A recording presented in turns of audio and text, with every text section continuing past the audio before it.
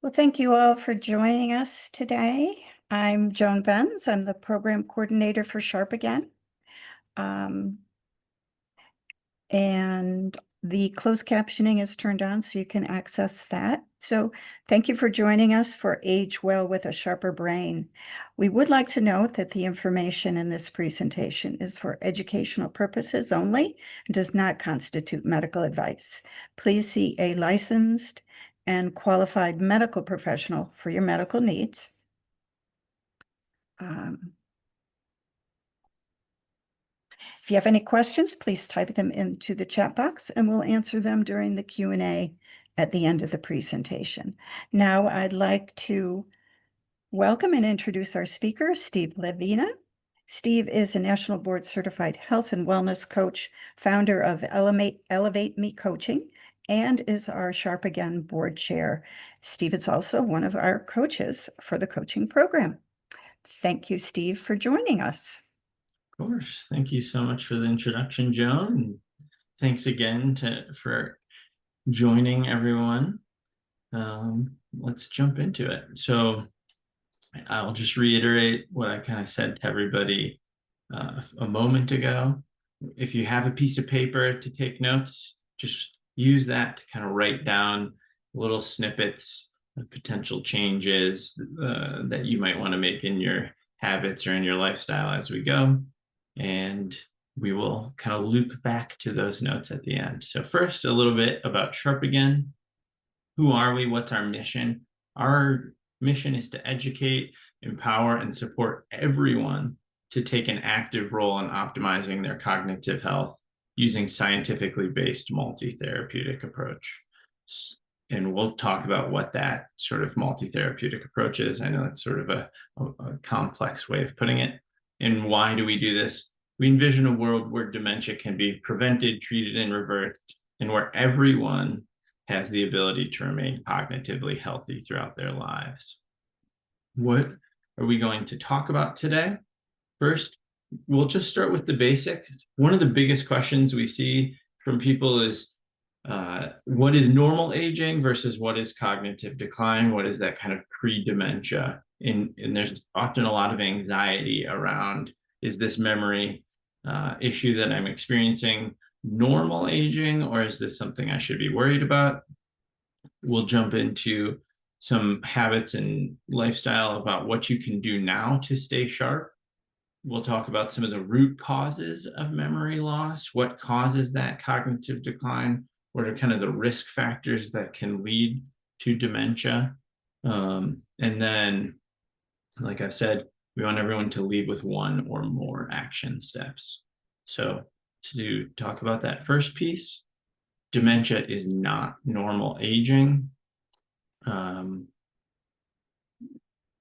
Normal cognition is when there's no detectable changes in cognition through testing by the patient or by the family. So you're not really noticing anything different. You could go and take a cognitive test and there are not going to be results that show up. What does this look like, though, is it can still include simple forgetfulness, delay or slowing in recalling names, dates, events. You might have trouble finding words in a conversation. There might be slowing in the speed of processing information, learning or problem solving. All of those different things are a part of normal aging and are considered normal cognition. So then when we move from normal cognition, there's a few categories of cognitive decline, abnormal cognition. First one is subjective cognitive impairment. And this is sort of the biggest nuance, which is SCI, or subjective cognitive impairment, is brain changes without measurable symptoms on a test, but you yourself know, my brain isn't working right. I know I used to be able to do these things, or I know I could work this fast or remember these types of things, and I just can't do that anymore. But it doesn't show up on a test, or the doctor doesn't, maybe you don't even maybe your family members aren't really noticing quite yet, but you yourself know that. And that's something to pay attention to. It can be a fine line between the two different categories I just described. Versions of this can be things like regularly forgetting appointments or conversations, regularly misplacing items, having trouble focusing more than you used to, often forgetting names or family members or friends, those types of things. When it gets to a more significant level, called mild cognitive impairment, is when cognitive changes are a concern to you or your family.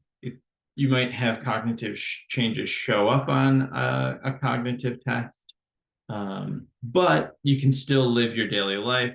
Everything you can, maybe it's not as simple, but your daily life is not significantly affected yet. And then when we actually move into what we call dementia, is when those activities of daily living are affected. It's hard for someone to move through daily life. One, normal aging, one kind of rule or example that is often impactful is forgetting where you forgot your glasses. Who hasn't done that 1,000 times with one item, the car keys, your wallet, versus, having a moment where you're maybe forgetting what your glasses are used for. It's sort of that normal to forget something. But when you're having that more abnormal experience is when you might start paying a little more attention and taking a little more active action. Here's another framing of what we're trying to do. So normal aging is a slow decline over the years, starting at about age 30. That's normal.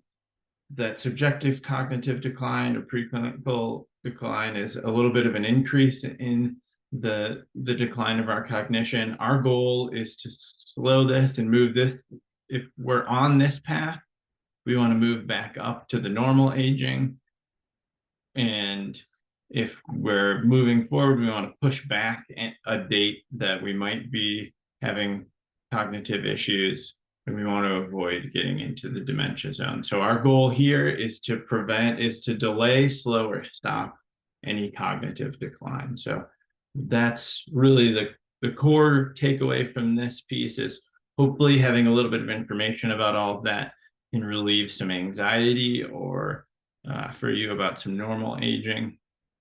And then the rest of the time, we're really going to be talking about that stop, slow, delay, and switching to a prevention mindset. So maybe I kind of talked a little bit fast. I do that in the beginning of the presentation sometimes because we like to get to the kind of middle section here so everybody can take a deep breath. What are we talking about? We want to live a longer life.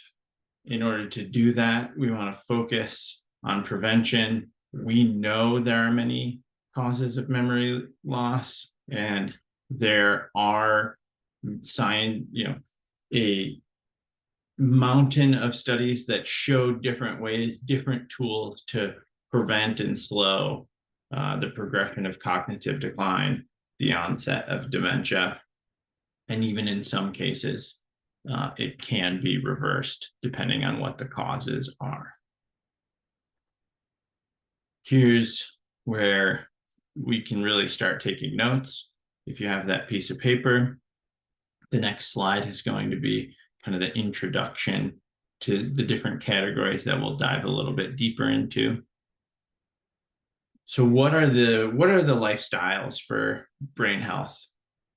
How can we live that brain healthy life with daily habits, and what are the areas we should focus on? So the first one, and one of the most powerful but really underrated, is sleep. Trying to sleep that 7 to 9 hours per night is such a key tool for maintaining our brain health. And the key kind of fact about this or element is that it's not just 7 to 9 hours in bed.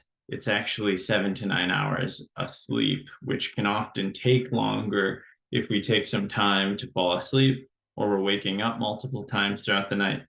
I know that's many nights it takes me 8 to 8.5 hours to get that 7 hours of sleep. So I might have to spend 8 or 8.5 hours in bed if I'm getting that sort of minimum 7 hours of sleep. So think about that in your sleep needs. You might need to spend 10 hours in bed if you're somebody who needs 9 hours of sleep to be healthy. Nutrition, the highest level piece of nutrition is that we want a vegetable heavy Mediterranean style diet. The whole foods, eating a lot of vegetables is really the best, easiest way to have that brain healthy diet. And then following a Mediterranean style diet is the most research backed diet for our brain health. Exercise. This is often one of the biggest gaps in our brain healthy lifestyles. We want to be getting a combination of aerobic exercise. So that's anything that kind of gets our heart rate up for a sustained period. That could be walking, running, biking, but it could also be kind of more less traditional, but more fun things like pickleball or dancing or vigorous gardening. Sort of anything that you get a little bit out of breath and raises your heart rate, you can bucket in that aerobic. We want to be building strength and stability through weight training. That has numerous benefits, and stability and flexibility through different exercises. That's both for the mind-body connection, but also one of the biggest risk factors over the long term to our cognition is falls. So the more that we're stable, the more that we have kind of the strength and stability and flexibility to avoid those falls, the better off we will be long term. Mental activity, staying sharp. This is like right in line with exercise. It's almost kind of the partner to exercise is kind of exercising our brain in the same way that if we're doing some sort of weight training or cardio, that we're pushing our body, we want to push our brain. So learning new skills, hobbies, brain training, doing something that activates our brain and that we maybe even kind of feel that, ooh, this is difficult to do. I'm kind of having to put a lot of energy and attention into it. That builds new neural connections, and that building new neural connections or activating ones that we don't use all the time does a lot of healthy processes for our brain. Stress, chronic versus acute stress. Acute stress is kind of normal and healthy in many situations. It's that chronic stress that we want to worry about, the stress that shows up every single day that doesn't go away on its own. If we can, we want to remove the chronic stressors, get ourselves into a less stressful environment. If we can't remove the stressors, we want to learn how to manage them by adding in stress management techniques, things like going for a walk in nature, exercising, meditating.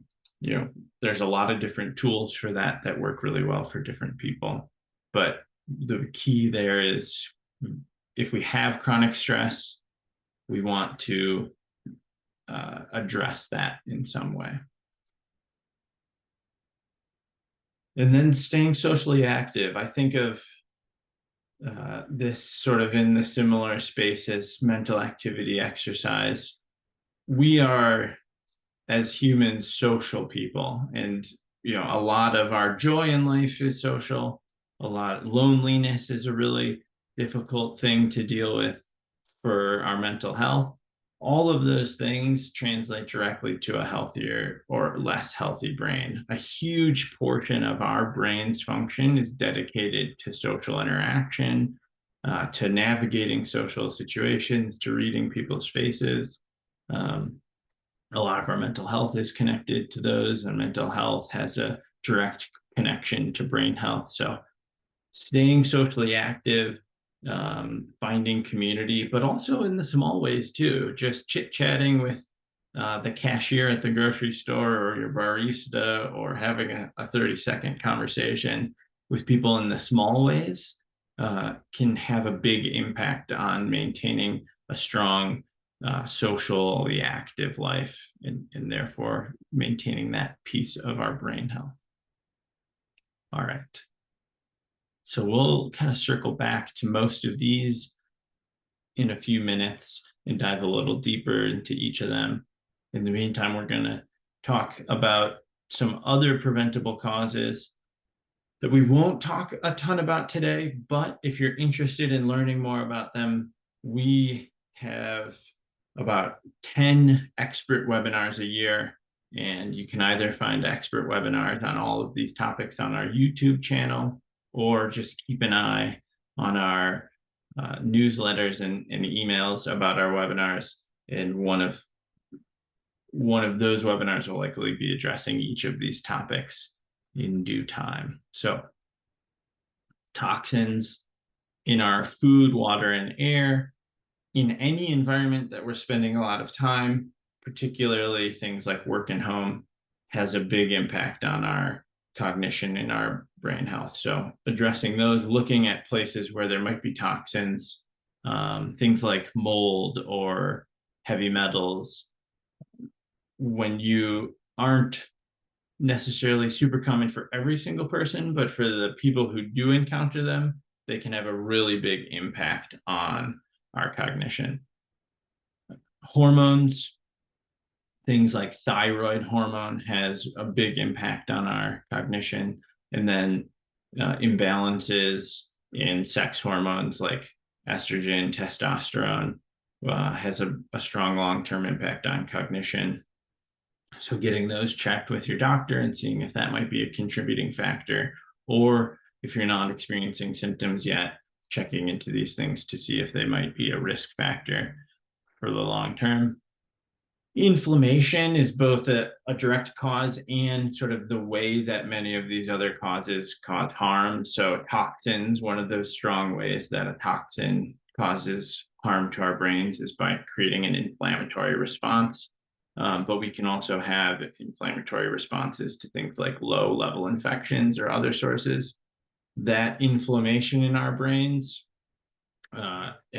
reduces our cognition and our ability, and maintaining that, having an inflammatory response that's acute and short term is a normal, natural part of our body. That's how we fight off disease and infections. But having one that's long term, in the same way that kind of stress is a problem long term, is what we're talking about and what we want to address. So keeping a lookout for the causes of that and then addressing them is important. Heavy metal toxicity I talked about a little bit, but there are many different ways heavy metals can make their way into our systems. Most people aren't going to have heavy metal toxicity, but for the people who do, it causes significant symptoms and is most often reversible through treatment.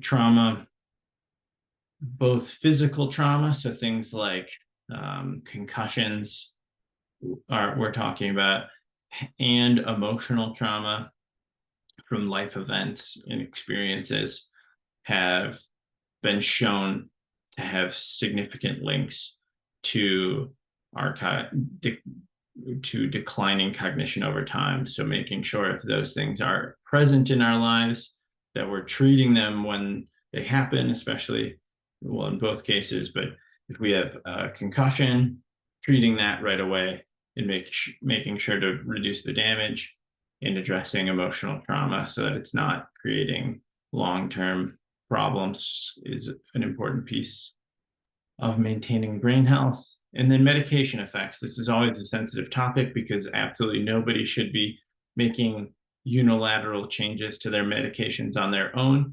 But if you're having cognitive symptoms, talking to your doctor about those symptoms and then maybe asking questions around if they could possibly be side effects or drug interactions from medications that you are taking is an important step to seeing if that could be affecting you, because sometimes different doctors are prescribing different things, and checking the interactions is sort of the pharmacist's job, but we've all navigated the healthcare industry, and being your own advocate is often one of the most important pieces to maintaining your health. So if you're interested in any of those, we have lots and lots of webinars on each of these. And so those are available on the YouTube channel, like I said, or future webinars coming soon. All right. What can we do now? So up until now, lots of different things we talked about. Those are sort of the broad topics that affect our brain health. Now we're going to sort of slow down and talk specifically about 10 different potential habits you could take away. So maybe you want to look into those topics that we talked about more, but we're going to kind of be moving back into that lifestyle factors for brain health headspace and look at some approachable things you could start today. So the first one is eating whole unprocessed foods. So when we're going to the grocery store, the common rule of thumb is sort of staying on that outside lane where instead of going into the aisles, it's shopping in that produce section or the other whole food areas. And we really want to be getting heavy on vegetables, leafy greens, looking for that Mediterranean diet, finding protein and things through high healthy fats like salmon or other fish. Really trying to cook with those whole foods instead of the different processed things or like fried foods, fast foods, all of that. If you have questions about that at the end, we can have a more in-depth discussion about the nutrition side of things, as it is a big topic. But I'll kind of keep that high level for now. Next, this is a very simple thing. It maybe sounds potentially a little trivial, but we have seen in our coaching programs and in our individual coaching practices as the Sharp Again coaches, how valuable making sure we're getting full hydration is for some people as an initial first step. So water, as we all know, is kind of the essential ingredient in our lives. It helps with delivering nutrients to our brain. It helps staying hydrated, helps us remove toxins. It can have a contribution to balancing mood and reducing stress. A rule of thumb that's kind of just not based in science if you really research it, but is half your weight in ounces, so a day. So if you're 150 pounds, trying to shoot for like 75 ounces of water, and that's a rule of thumb that tends to work well for your average person. But if you might want more or you might want less, depending. And then one thing that's getting a little more steam is just making sure you're getting enough. If you're hydrating a lot, making sure you're getting enough electrolytes in your diet. And that can come from a variety of sources as well. Third, on kind of the nutrition world or eating habits, is a 12-hour overnight fast. So I think sometimes talking about a 12-hour fast, oh, is that difficult? It's actually really just takes a little bit of intentionality in our day. So if we stopped eating at 7 or 8 for dinner, and then we had breakfast at, if you finished dinner at 7, then you started breakfast at 7 the next morning, or if you finished dinner at 8, then you wait till 8 to have breakfast. Just cutting out the snacking in the evening after dinner or the morning before breakfast and giving our body that 12 hours allows our brain cells and the gut microbiome an opportunity to fully recover. There's a lot of processes that shutting down the digestive process helps with. It can improve insulin sensitivity, which is insulin insensitivity and troubles with processing blood glucose is one of the risk factors for cognitive decline, diabetes. It can create inflammation throughout the body. So just giving our body a chance to sort of stop the eating processes, stop the digestive processes, and turn on some of those recovery processes overnight is helpful. If you want to do a longer fast, that's an option for you. There's some research showing that longer fasts up to like 16 hours are helpful. But this is something you should be careful of if you have any diabetes, pre-diabetes, insulin issues, blood glucose issues. Talk to your doctor before you do this, perhaps, because taking that gap overnight, it is a change to your body, and it will change the way that you're sort of handling glucose, and you don't want to have too low if that's kind of a known issue for you. All right. Off of nutrition and into sleep. So we talked about sleep a little bit before. We said 7 to 9 hours or 7 to 8 hours, kind of thinking of that minimum 7 hours. I think for a long time, and this has sort of swung back in our culture, thankfully, to some degree, we had been talking about sleep like the least sleep you can get, the more productive you are, the more, the better it is to get less sleep. The reality is sleep is actually one of our most powerful tools for our health, and it's even more powerful for our brains. So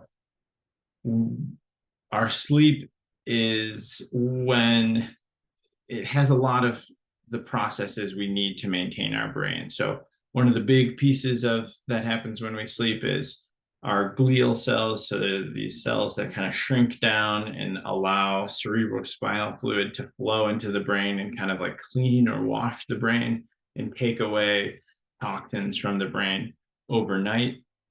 If we're not getting enough sleep, that sort of cleaning and renewal process isn't happening. And after even just one night of poor sleep, you can see an increase in the hallmark molecule in Alzheimer's called amyloid beta. So even after one night of poor sleep, you can kind of see that molecule is elevated. Sleep is also when we kind of take our short-term memories and put them into the long-term for use later. But it's also when we take those like old unimportant memories, like what you ate for lunch on Tuesday a month ago, and we say, we're probably never going to use that again. And our brain sort of does the maintenance of taking back the space and pruning the connections we don't need anymore. So a lot of the brain maintenance happens while we sleep. And so giving ourselves that time to sleep is really important.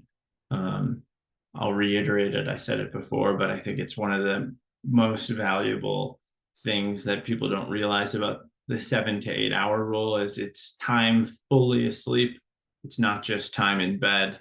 So if you're spending exactly 7 hours in bed, you're probably only getting, less than 6 hours of sleep because of wake ups and things. So if sleep is a big area of focus for you, you might consider doing some sort of sleep tracking. There's different tools on your phone, or if you have like an Apple Watch, or there's something called an Oura Ring. All of those have sleep tracking aspects to them. That said, I think even just a pencil and paper, writing down when you go to bed, when you wake up, how did I feel? Did I sleep well? What do I think contributed to me sleeping well or not sleeping well? Maybe I had a drink the night before or not. There's a 1,000 more topics about sleep that I could probably talk about. So ask questions. I'm just seeing over here, since we're on it, that is taking a nap after lunch considered sleep? Definitely. Napping is sleep. It depends on the time, the type of nap.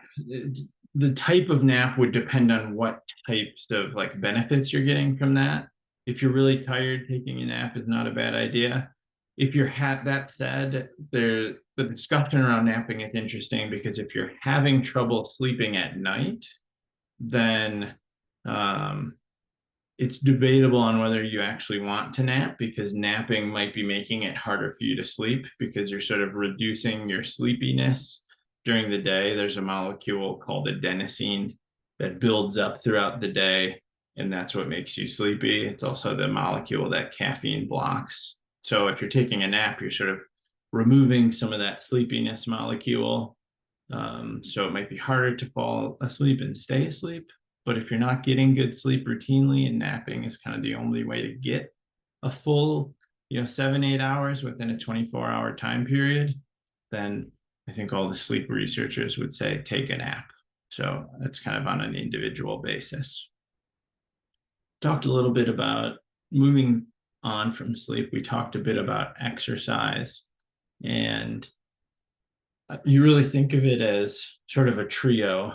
You want that cardio, things that raise your heart rate, the resistance or weight training, things that build your muscles, and then stability, flexibility training, things that make sure you're stable on your feet and you have a good, strong brain body connection. So moving our body to make sure our brains are still fully connected and able to move in all the ways we need it to.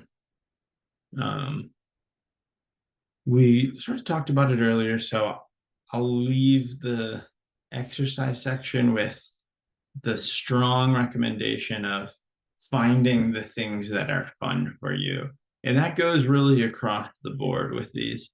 Is I think especially with exercise, maybe the next one as well, when we talk about challenging our brain, there's kind of an attraction to the sometimes like feeling like you have to do a certain version of it that you maybe don't enjoy. That if you don't want to go to the gym and lift weights, or you don't like walking or running or biking, swimming, whatever that might be, find the version of exercise that you like and that you're going to find some joy in. No, we don't all want to go exercise every single time we do it, but we shouldn't feel like it's a drag every time, because the type of exercise that we'll actually keep doing is the type that we mostly like. So if it feels like a grind, maybe try something new that you enjoy, or find a friend that makes it fun to do with. Something like that can be really helpful. Just to say a bit about why we exercise. Sort of exercise is kind of the primary thing that helps with all of our cardiovascular health. Having strong cardiovascular health, like heart and our blood vessels, is one of the most important things to keeping our brain healthy. Building muscles and having some strength is strongly correlated with brain health, but it's also one of the key pieces of managing our blood glucose, preventing diabetes, because the more muscles we have, that's kind of, if you have extra blood sugar, your muscles are where your body can store that in a way that'll use it up. So we often, if we have too much sugar in our blood, our body will take that, put it in our muscles to use later during something like exercise, instead of circulating in our bloodstream and causing an inflammatory reaction. And then the stability, flexibility, really that fall prevention and keeping our brain body active. There's probably 100 other things of why exercise is important for our brain health. It's often referred to as like, if you could make that secret pill that was the best thing for your brain and body and overall health, it would be exercise. It's not as easy as taking a pill, but it is the most effective thing we have. And so right next to exercise, the challenging your brain, we talked a bit about this earlier, so I'll just list some examples. Things like learning an instrument, taking a class at the local college, learning a language, picking up an old hobby that you used to like, even things like joining a book club and stretching your brain that way, doing puzzles, or there's 1,000 versions. The key piece of this is to find variety and newness is a key piece. So that can be finding more challenging versions of things you already do, things you used to do but haven't done in a while, to like reactivate those parts of your brain. But if we've done 1,000 Sudoku puzzles and we're doing our 1,000th in one, that's probably not the sort of like challenging our brain that we're talking about. We want to be like stretching our brain, maybe even feeling like you're having to push through and it's a little hard, and kind of searching out that feeling of difficulty. And maybe it doesn't have to be difficult all the time, but finding that you have that a little bit of the time is sort of the connection between all the different things that are challenging your brain. One of the most common questions we get is like the brain games. There's a number of different platforms out there. How valuable are those? There's good research behind them. They can be a valuable tool. If you like that, do it. If you hate it, I would say probably don't do it. One of the healthiest things for our brain is our own joy. I don't think like suffering through doing the brain games has an overall like benefit that we should be chasing just because they're well advertised and they have some research behind them. So if you love them, do them. If you don't. All right. Socialize with loved ones. We are social beings. Our overall health depends heavily on our social interactions. Many studies have linked social isolation to being one of the significant risk factors for developing dementia. So loneliness is a really powerful force in our lives, and in trying to avoid loneliness, find community is one of the key things for our brain health. So if you find yourself in that situation, starting small with those interactions just to have some connection throughout your day, like saying hi to people, having short conversations with the people you're interacting with. But then try and find some community, join different organizations, or go to the local centers or senior centers, maybe take a class. Find ways to connect with people, because one, that's just one of the joyful parts of life, but it's also so important for our brain and for our long-term cognition. So managing that stress, important to differentiate the like acute stress versus the chronic stress, like I said before. If you're having, stress about something like a car crash, like, or a family event that has come up and you're worried about the health of a loved one or something, that's normal stress. Don't worry about that stress so much. But if you're having stress about the same situation every single day for months and months or years and years, that's the chronic stress that can really contribute to your health, because it causes things like high blood pressure. It can cause weight gain, headaches, anxiety, digestive issues, insomnia. All of those things long term can have a significant impact on your brain health. So finding ways to, one, remove the stressors if we can. If it's a stressful relationship, try and mend that relationship or remove it from your life. Or if you can't, then finding ways to bring your stress levels down. That can take a lot of forms. I've had clients find that through therapy or meditation or exercise, just going for walks in nature, depending on where you live. That could be the forest or the beach or something. There's a lot of different tools for managing stress, but finding the ones that work for us and consistently using them so that we don't have chronic stress or untreated chronic stress is important. That's a lot of things. We talked about many, many different things. I think one of the pieces of this is can feel overwhelming. So starting now is the common phrase, starting 10 years ago was the best time. Starting today is the second best time. So starting today is perfect. Don't feel overwhelmed. Choose one thing to improve on. I can tell you from experience, there is always going to be 100 new health habits or things you can experiment with and try.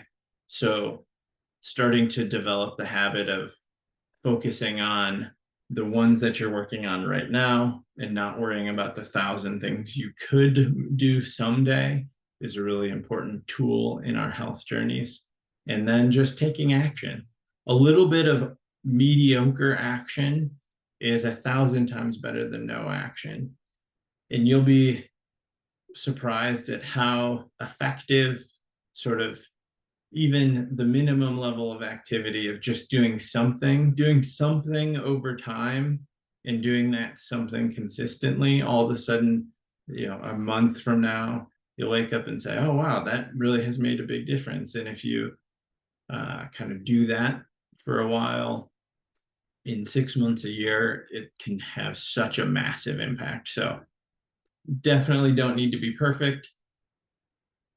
Feel a little bit of overwhelm is natural, but then trying to focus on the things that we want to work on today, and then sort of putting those other things off for the future and saying, all right, I'll take a look at those at some point, but I'm focusing on my sleep right now is valuable. So, and then finally, creating that sustainable change. So putting all of those pieces together so that we can build that long-term change. It's really our brain health can have really big fluctuations on a daily, monthly basis, depending on what's going on. If you're sick or something, you can experience significant cognitive changes, but really our brains are a function of our health over the long term. So if we want to improve our brain health and we want to make a healthy brain for years and decades to come,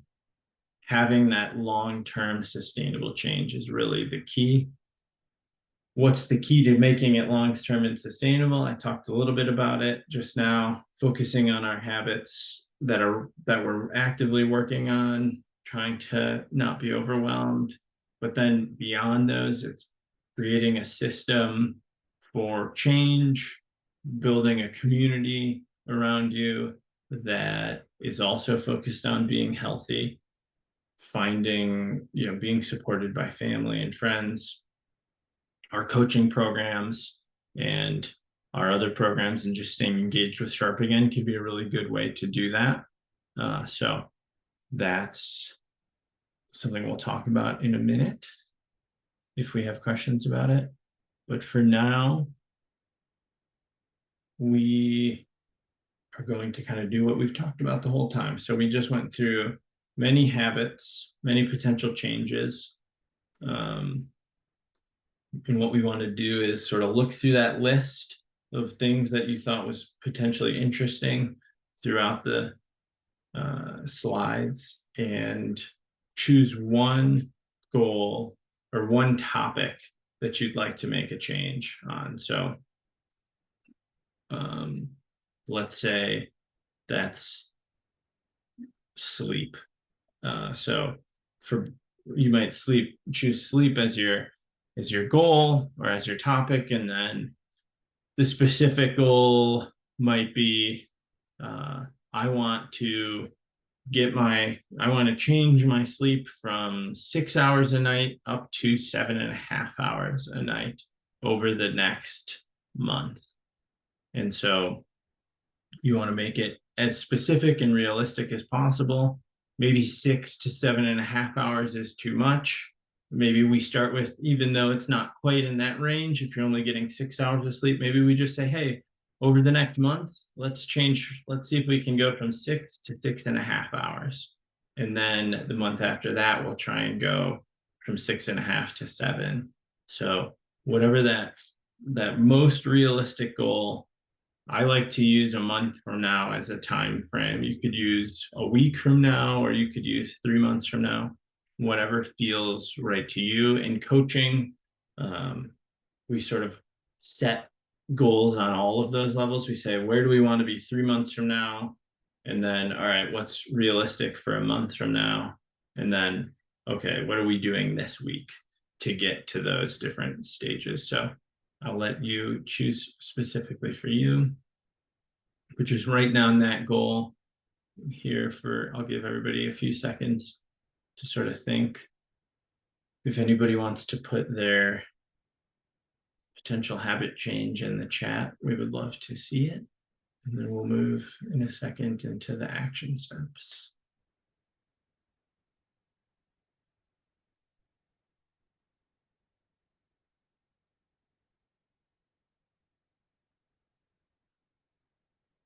All right, so just looking at the action steps. So if our specific goal is I want to improve my sleep over the next month from 6 to 6.5 hours. Perfect, I see. Anne and Kathleen, this is a relevant example I'm going through. If we want to say that's the specific goal, I'm seeing go to sleep an hour earlier, get more sleep by going to bed earlier at night. Yes, so exactly. So that's the action steps. Okay, we want to go to bed earlier is one potential action step. Even going a little more detailed can be really helpful. I want to go to bed earlier. One of the key action steps to getting more sleep is going to bed earlier. And then in order to do that, I need to go to bed at, I don't know, 8 p.m. or 11 p.m.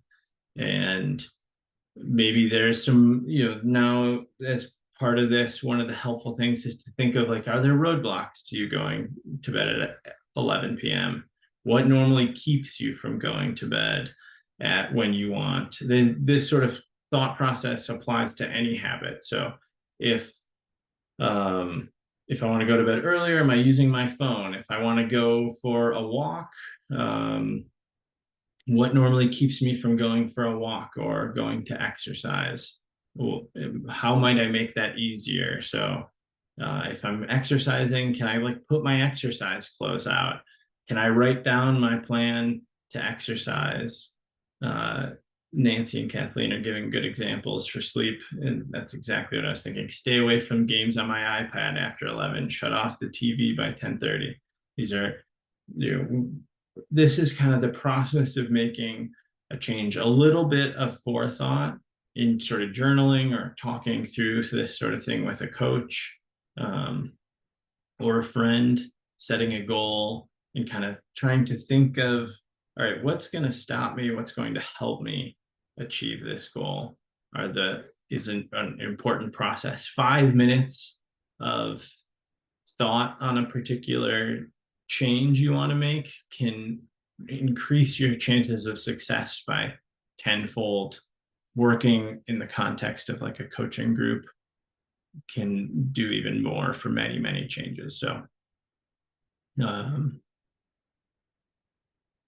I'll give everyone a second to finish writing. One of the powerful tools in this exercise is just thinking about doing a little bit of imagining, a little bit of dreaming about what would life be like if you made that change? What would life be like if you were exercising a little bit more, or if you were able to get that full night of sleep? And then the vice versa. What if you don't make those changes? How are you going to feel every day? Versus if you do make those changes, what's kind of the gap between, all right, I'm getting a full night of sleep and I'm waking up refreshed, versus I'm not getting full nights of sleep and I'm waking up kind of feeling groggy. And do I want to feel refreshed or groggy for the next 6 months? How do I feel when I exercise? Am I full of energy and I feel good? Versus if I am not exercising consistently, how am I feeling? Okay. I'll answer. There's a few questions, so we'll jump into those at the end. Yeah. Before we jump in, and I think we're poised to have a good discussion. We've got a few minutes for it. I'm going to talk a little bit about some of the programs That we have coming up. So 6 weeks to a better brain. Our next program begins Tuesday, July 15th at noon. This is kind of that small group coaching that we were talking about. It's an excellent program to build a healthier, stronger brain. If you're looking to make improvements in your lifestyle or you want to take proactive steps to support your brain health, this is really the place to do it. It's a small group coaching program that focuses on 4 areas: nutrition, exercise, stress, and sleep. And the feedback from clients is tremendous. People feel like they're more vibrant, living stronger. They find it to be a really exciting and community place to make changes. The support of your fellow group members is really powerful. And the 6 weeks plus a couple individual coaching sessions to really have that space to kind of do the exercise that we just did and jumpstart your path to a stronger, healthier brain and a healthier lifestyle is really, really effective. It's also an incredible deal. We reduced the cost of the program down to only $99. It costs about $450 for us to deliver, but thanks to some generous donors, we're able to deliver it at $99 for people. So if you're interested in that, you can email us at info@sharpagain.org, and we would love to have you. Fitting perfectly in today, we have a brain health forum, which is like a chance for everyone to come together and we ask questions and we talk about topics. It's sort of a community place. I see Susan, where it's the program held. It's on Zoom. It's a Zoom program. Thanks for asking. It's a virtual program. We have really wonderful coaches at Sharp Again that have been coaching these programs for years. Our next webinar is this brain health forum. The topics are exercise and stress. That's going to be happening August 21st.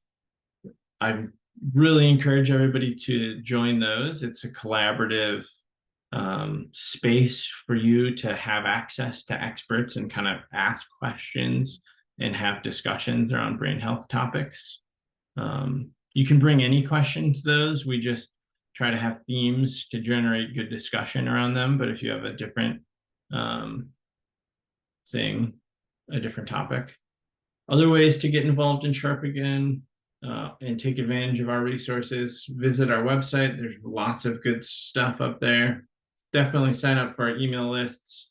We are constantly sending out information and updates on coming programs and webinars. Join or refer somebody. And if you have the ability, support us with a donation. We're able to offer all of our programs at free or dramatically reduced rates, thanks to our generous donors. So thanks. And I see we have a ton of questions. Oh, so I'll leave this. I'm guessing everybody's pretty much signed up for our email list, but I'll leave this up for a second. You can sign up just with the camera on your phone. If you point it at that, it's an easy way to sign up for our email list. And I will leave that up while I scroll back through the chat to answer some outstanding questions. If you have more questions, feel free to unmute yourself or put it in the chat. So Anne asked, can you drink too much water? I drink many bottles of 16.9 ounces of water. You can drink too much water. If we're talking like water poisoning or something, that would be a tremendous amount of water. But the thing you do want to look out for is if you're drinking a lot of water, making sure you're getting electrolytes. So there's like some electrolyte packs that you can put in there. It's mostly salt. There's a few other smaller electrolytes, but like the main thing that we need to make sure we're getting if we're drinking a lot of water, and especially if we're like exercising and sweating and things, is reuptaking enough salt. Let's see. Is restless sleep counted as sleep from the Fitbit or smartwatch? It depends on, I guess, how restless. So if you have a Fitbit or smartwatch or any like sleep tracking tool, just look at the graphs and sort of see what it's counting as your awake time. So it should be sort of showing you're in these different stages of sleep. and then times that you're waking up. But it brings up a good question or a good topic of that we didn't really talk about, which is sleep quality is also important. So sleep quantity is really what we focused on, how long you're sleeping. But another way to kind of get a lot of value out of our sleep is by trying to improve our sleep quality. So if things that disrupt sleep quality would be like screen time before bed might not allow us to get into as deep of sleep. Drinking close to when we're falling asleep. Alcohol is a big disruptor of our sleep. So even if we're getting that total time, if we have alcohol in our system when we're going to bed, that's going to be lower quality sleep.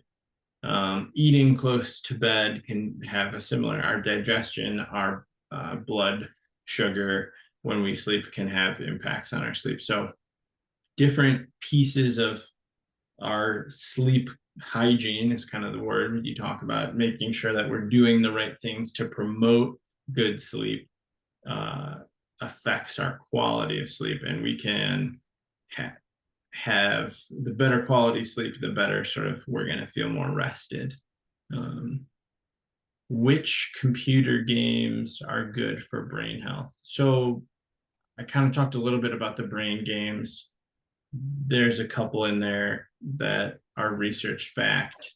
Brain HQ probably has the best research behind it if you're interested in seeking that out. But I think really like that rule that I was talking about of like, is this easy or is this stretching my brain and feels difficult is kind of like the best internal test for like, is the thing I'm doing helping me? Does this feel easy or does this feel like I'm like stretching my brain a little bit? Because the reality of it is like we're not, science is never going to have the resources to do a study on every specific thing. So sort of having those guidelines for ourselves is valuable.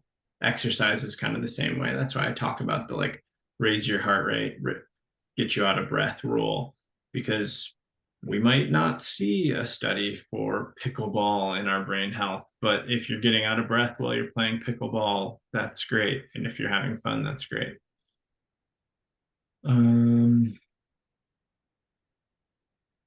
Let's see. Yes. Three. Okay. So Fitbit, sleep awake, restless, and asleep. So I guess they're basically saying restless sleep is like a middle ground of low quality sleep if there's the three types. So that's sort of another metric potentially on the Fitbit to if it's only asleep, restless, and awake, I would keep an eye on the restless because whatever they're sensing is sort of saying you're not fully asleep. I think I kind of answered the brain games and we're at 11:01. So if it's your time to go, feel free to go. And if anybody, I'll stay for a couple more minutes. If anybody has additional questions, feel free to unmute yourself and ask or put it in the chat. And I will be sending out an email either later today or tomorrow morning with the recording link and resources. There's